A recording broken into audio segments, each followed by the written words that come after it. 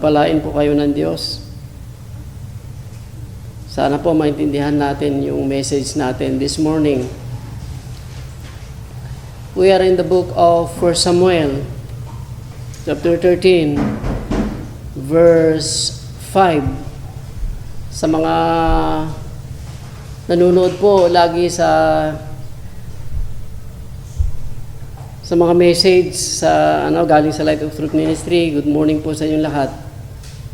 Kayo po na nasa ibang bansa. Bumabati po kami dito sa Pilipinas. Naway lagi kayong matagumpay. At tayo po, samahan niyo po kami sa 1 Samuel chapter 13 verse 5. Ang chapter 13 verse 5 hanggang po ito, verse 13, ito po yung buhay ni Samuel at ng unang hari ng Israel na si Saul. Alam nyo, si Saul po ay isang napakagandang halimbawa minsan sa buhay nating mga mananampalataya. Hindi lamang yung may responsibilidad, kundi maging yung kung anong uring tao itong si Saul. Marami tayong matututunan sa pagiging isang ama niya sa bansang Israel at sa pagiging isang Hudyo sa bansang Israel ay napakandang minsan ay mabasa at marinig at mababalansin natin ang kanyang buhay. Kung itong si Haring Saul, the first king of Israel. At dito, nung siya ay hindi pa gaanong tumagal ang kanyang pagiging hari at ilang beses na rin siyang na-engage sa mga malalaking digmaan at ang mga digmaang ito ay hindi pa naman siya natatalo. Sa pagkakataong ito, makikita natin sa chapter 13 ay panibagong yugto ito ng kanyang buhay na mapupulutan natin ng aral. Verse 5. And the Palestinians gathered themselves together to fight with Israel.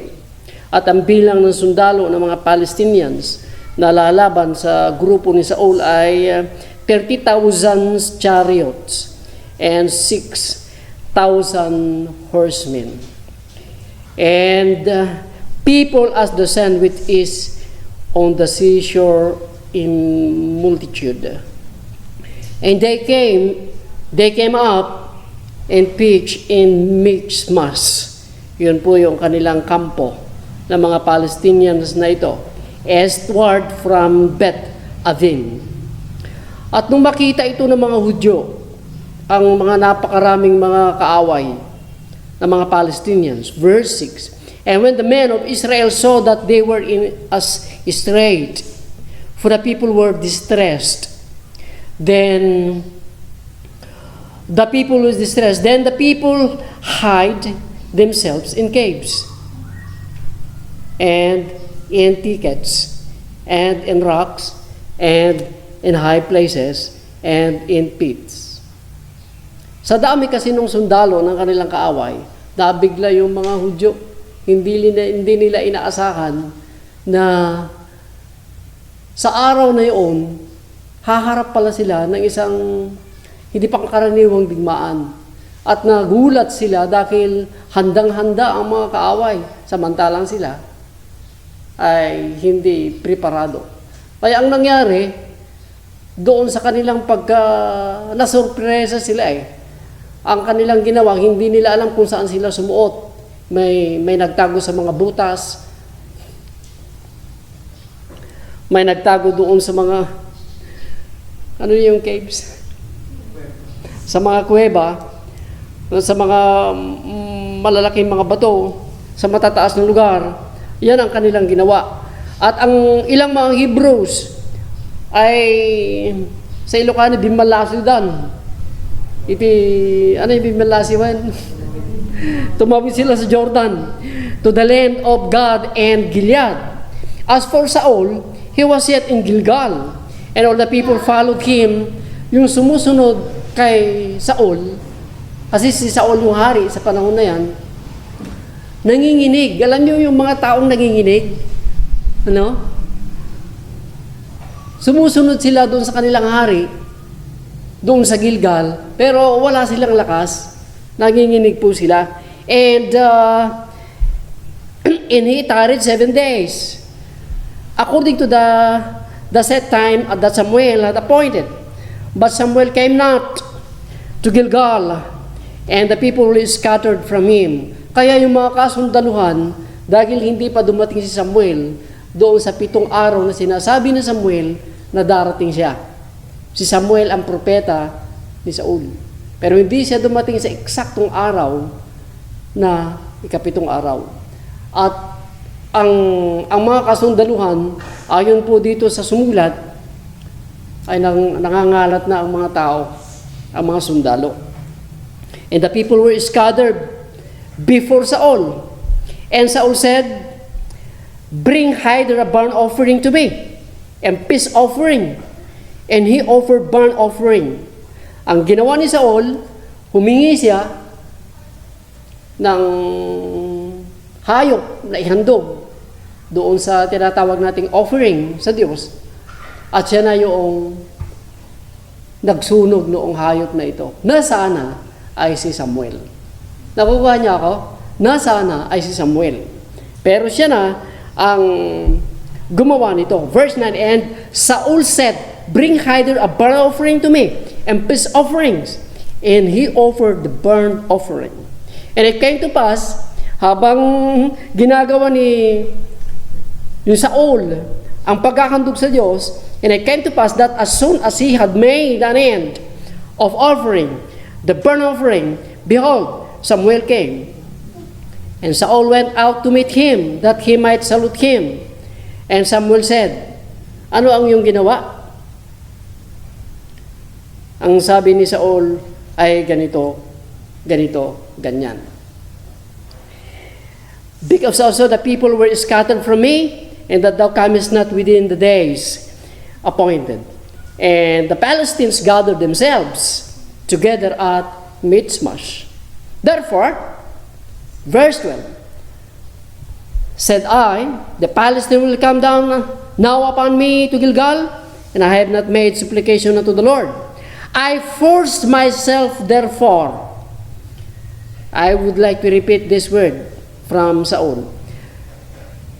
"I forced myself therefore and offered a burnt offering."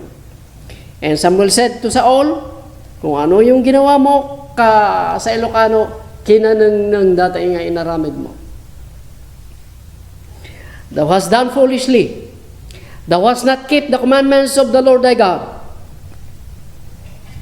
Yan po yung story nung napipintong digmaan ng mga Palestine at ng mga Hudyo sa pamumuno ni Saul. Pero ang ipapakita natin dito, yung salita ni Saul dito na ganito ito. Verse 12. "Therefore," sabi ni Saul, "the Philistine will come down now upon me to Gilgal, and I have not made supplication unto the Lord. I forced myself therefore, and offered a burnt offering." Puwersa niya ang kanyang sarili para sa isang trabaho na hindi kanya, na kay Samuel ito. At yung judgment ni Samuel, ito ay, ano yung kananglinganan?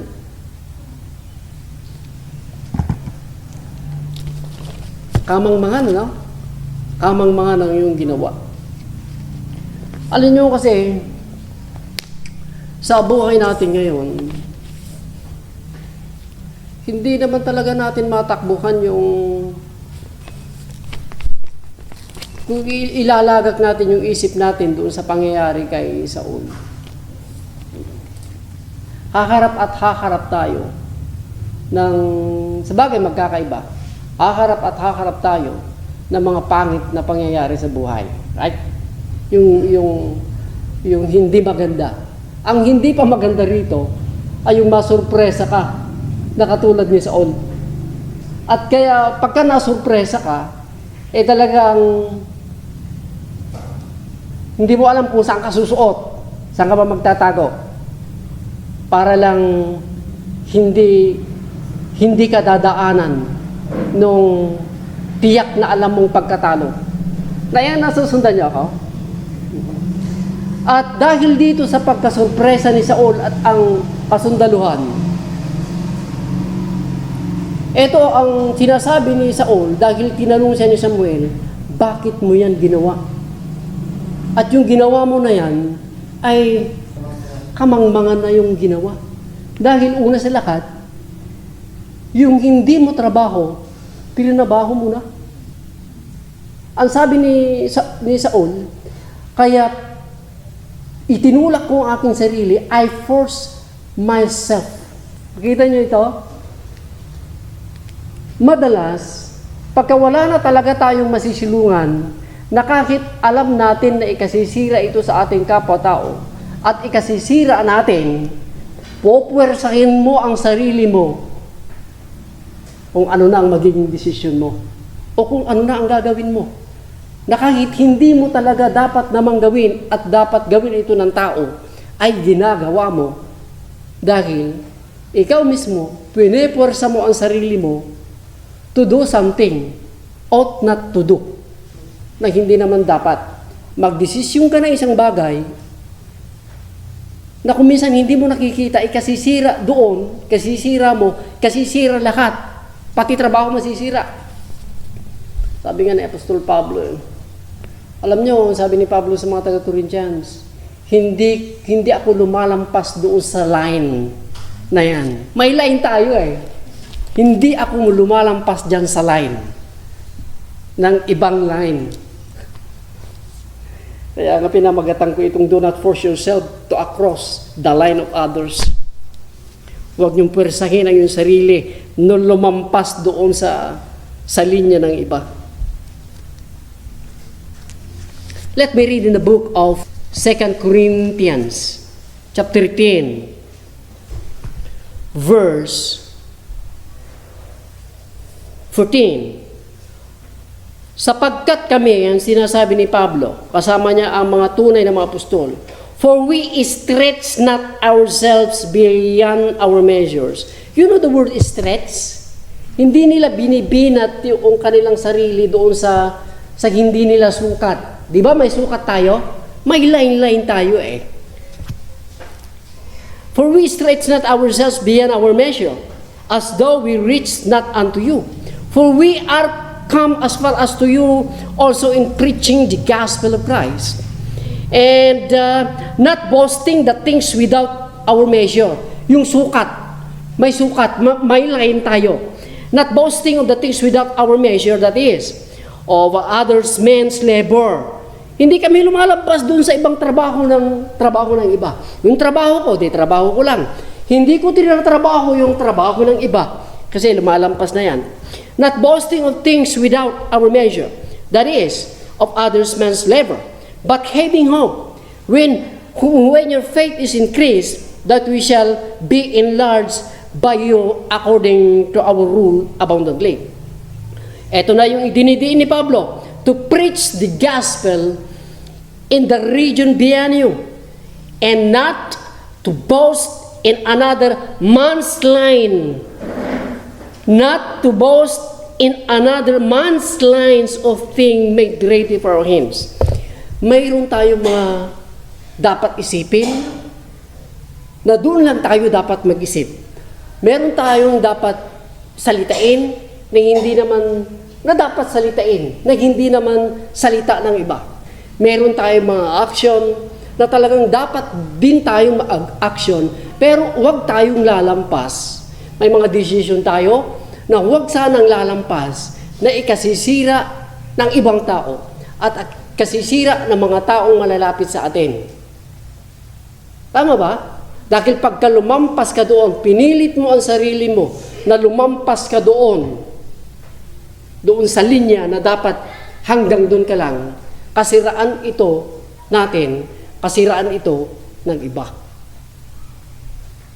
Itong apo ko na yon, lagi kong sinasabi sa kanya, pagka may naririnig ka, hindi lahat ng naririnig mo, anak ko, ay sinasagot mo. Hindi lahat ng iniisip mo ay tinatanong mo. Hindi lahat ng nakikita mo, tinatanong mo. Kailangan dito lang yan muna. Nandito. Kasi lalampas tayo sa salita, sa action, sa mga desisyon. Pagka lumampas tayo, tiyak ko kasiraan talaga ito. Natin at ng iba. Ang sabi nga ni Samuel, Saul, kinaningning kamangmangan na yung ginawa mo. Trabaho ko na yan Di ba? Trabaho ko na yung ginawa mo. Pero may rason siya. May rason din tayo kung minsan. Kahit alam nating lumampas na tayo doon sa boundary na dapat doon lang tayo iikot. Kung minsan talagang hindi mawala ti tao naglaing nga agrason hanga maabak. Suno dati makita na nga mas nalalaing nga agrason, makaungad, naka sikakalaing nga alaw. Dahil ang gusto niya, siya lagi ang nananalo sa rason. Yung man yung lilipatan, huwag niyong kalilimutan, merong mas mahusay kaysa sa atin. Meron. Pagka hindi natin tinanggap ito, dahil pagkaniloob ng Diyos, ito yung mensahe natin, I don't know when, tanggapin ng tao na merong mas marunong kaysa sa kanya. Pagka hindi mo tinanggap yan, ikaw ang sirang tao. Di ba sinasabi ng Diyos, wala na akong katulad. Amen? Pero bumabaliktad, ang gusto ng tao, wala siyang katulad. Sa damit, sa pananalita, kung kumain, huwag ka uminom. Pero yung puso niya, nag-grugate. Pinapractice kung paano maglunok Kung paano na iungap jingiwa na Hanggang nag-grugate mo yung puso na. Tayo, lalampas tayo doon. Yan ang mahirap. Pero may rason Tignan natin yung kanyang rason. Verse 11. Let me read. Verse 11. And Samuel said, "What hast thou done?" And Saul said, "Because I saw the people were scattered from me." Bakit naghandog ka? Bakit hindi mo ako hinintay? Ang sabi niya kasi yung mga tao wala na, yung mga sundalo wala na. And Samuel said, "What hast thou done?" And Saul said, "Because I saw the people were scattered from me." Yan. Nangamapukaw ti rason, yaki din. Inaramid na po Diyos ti tao nga talaga agrason. Pero tiyakin natin kung ano yan. Tama yan. Kaya ang judgment ni Samuel ay ganito. Verse 13, and Samuel said to Saul, "Thou hast done foolishly. Thou hast not kept the commandments of the Lord thy God, which He had commanded thee." May utos ang Diyos sa'yo. Bakit hindi mo ito ginawa?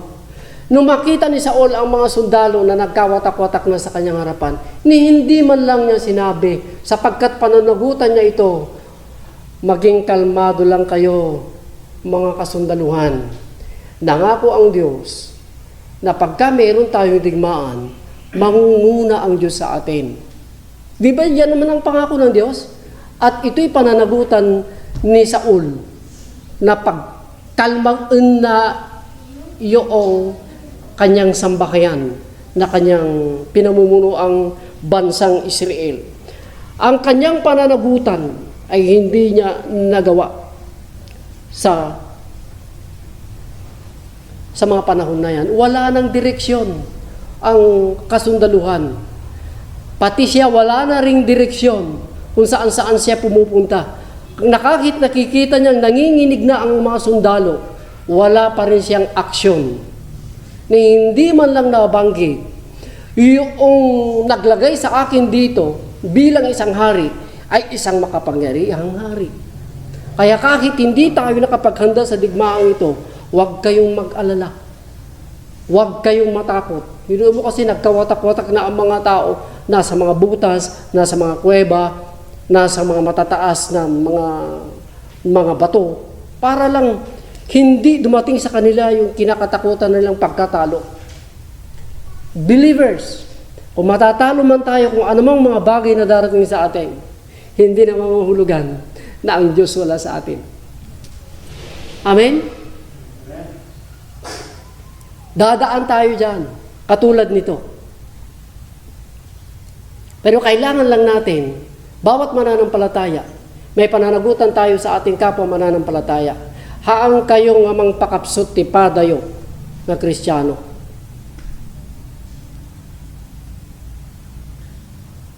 Katulad ni Saul, wala siyang ginawa. Hinayaan niya na ang bayan ay mangalat sa kanyang harapan. Pati siya ay takot. Alam niyo kung bakit siya takot? Sabi niya, kasi pupunta na ang mga kaaway natin dito sa Gilgal na kinaroroonan ko. O, ganun yun. Kaya, magtig kayo. Sige, magtig kayo. Magbigay na tayo ng offering sa Diyos at para bibigyan niya tayo ng tagumpay. Wala.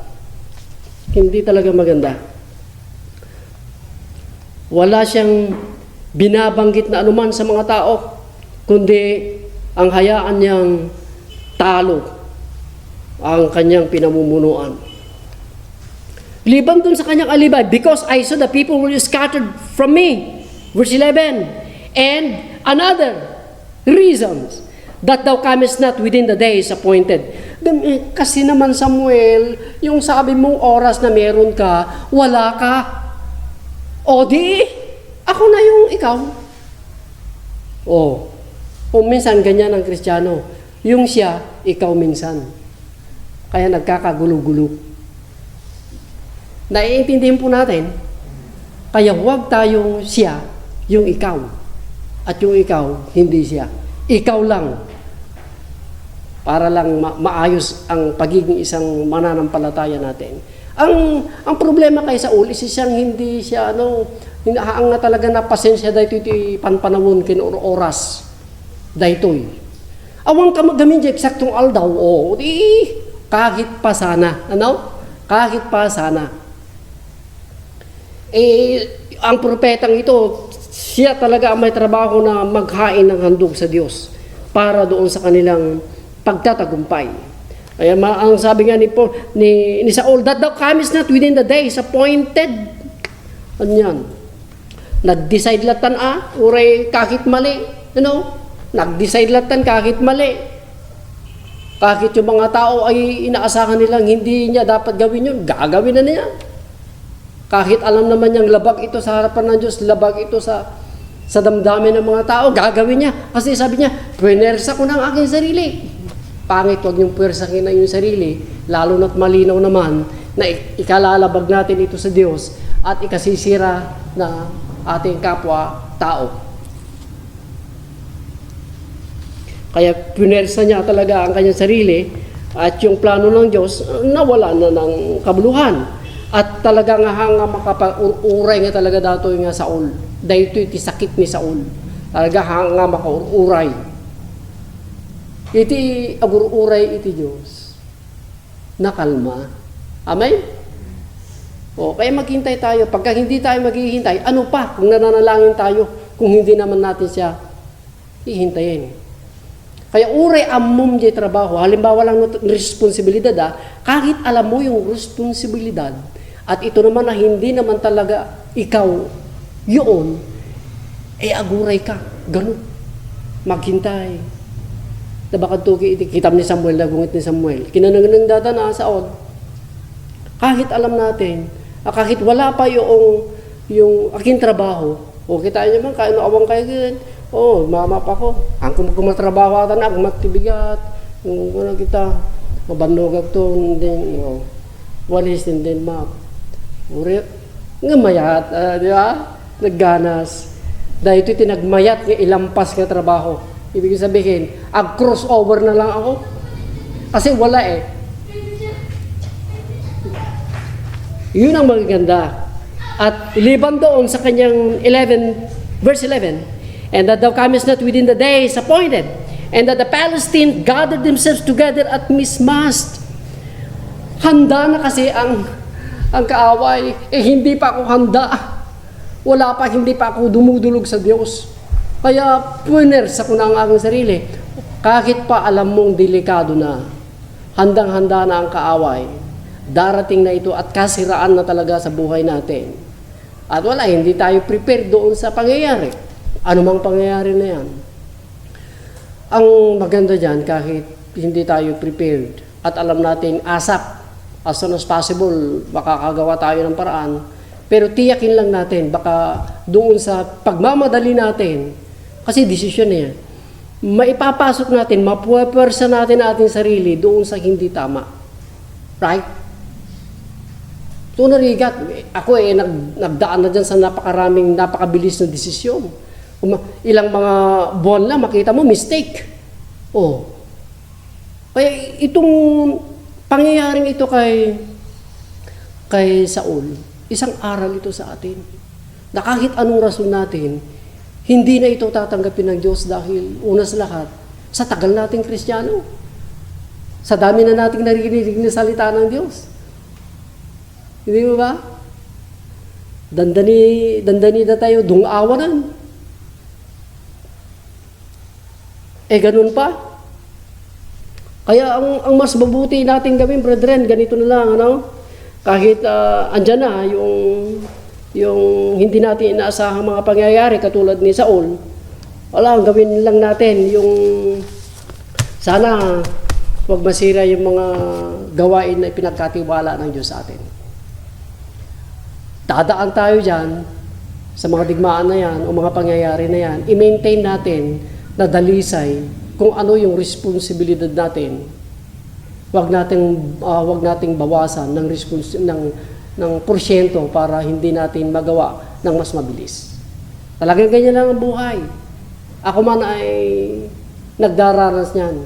Hindi rin pangkaraniwan na aking nararanasan. Pero kailanman, hindi nyo ako nakita na nagbawas ng anumang mga pananagutang espiritual. Kundi, dumadami pa. Open po ninyo ang Life of Truth Ministry sa YouTube.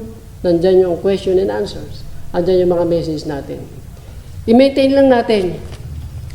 Dahil pagka ginawa natin yan, masisira yung mga gawain natin. Pero pagka hindi tayo lalampas doon, at wag natin pupersahin ang ating sarili, mami-maintain natin yung kasariwaan ng ating trabaho. Napaka-smooth yung takbo natin. At hindi nyo ma-miss yung trabaho nyo.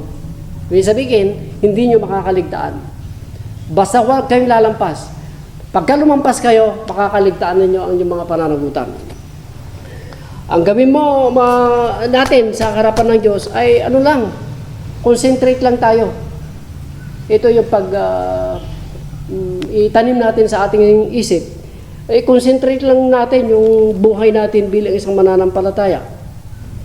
At isaalang-alang nyo na rin yung mga taong nasa ating palibot. Baka sakali maliligtas din sila pagka minamatyagan nila tayo. Ano po? Huwag niyong puwersahin ang sarili niyo na ano yung kanyang across, lumampas doon sa boundary at tiyak magkakasala kayo. Sige po. Magandang tanghali po sa inyo lahat. Loobin po ng Diyos na huwag nating makalimutan kaagad ito, kundi bago natin makalimutan, may isagawa natin. Ito ang buong husay, buong pananampalataya sa harapan ng Diyos. Pagpalain po kayo ng Diyos sa ngalan ng ating Panginoong Hesus. Amen. Let us pray. Dakilang Diyos, Ama na nasa langit, salamat po. At sa amin pong tipon-tipon, narinig po namin na yung salita. Salamat po sa paalalang ito sa amin. Katotohanan po na sa lahat ng panahon kasama ka namin, anuman yung mga pangyayari na mangyayari sa amin bukas ay kasama ka namin. At liban doon, O Diyos, yung lakasan mo po ang aming loob at gawin mong tapat po kami sa mga bagay na pinagkatiwala mo po sa amin. At nakarapin po namin kung ano man yung mga bagay na nasa aming harapan at sa mga darating pa na may tiwala po sa iyong kakayanan. Salamat po, dakilang Diyos, sa ngalan ng aming Panginoong Yesus. Amen. God bless you.